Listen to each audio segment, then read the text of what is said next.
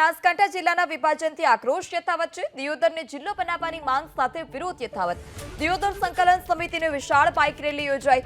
દિયોદરથી ઉગડથળી સુધી સંકલન સમિતિએ રેલી યોજી હતી, જ્યારે દિયોદરને જિલ્લો બનાવી અને ઓગડ નામ આપવા માંગ કરવામાં આવી છે। આજે મહારેલી બાદ યજ્ઞ પણ યોજાશે।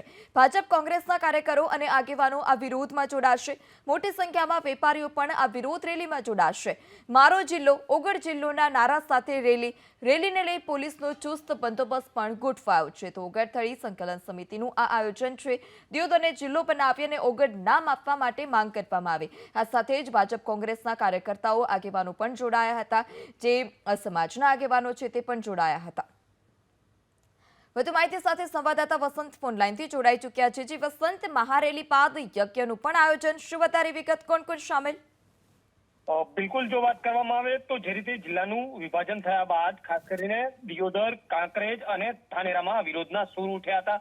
આજે દિયોદર ખાતે મહારેલીનું પણ આયોજન કરવામાં આવ્યું છે। જો કે ધરણા સ્થળથી આ રેલી છે તે ઓગડ જે ધામ છે થળીમઠ છે ત્યાં સુધી પહોંચશે। થળીમઠ પહોંચીને મહાયજ્ઞનું પણ આયોજન કરવામાં આવ્યું છે। છેલ્લા 15 દિવસથી વિવિધ રીતે આ વિરોધ છે તે જોવા મળી રહ્યો છે।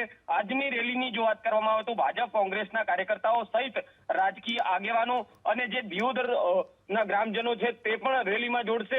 માત્ર એક જ માંગ છે કે મારો જિલ્લો ઓગડ જિલ્લોના નારા સાથે આજે દિયોદરમાં આ રેલી છે તે નીકળવાની છે।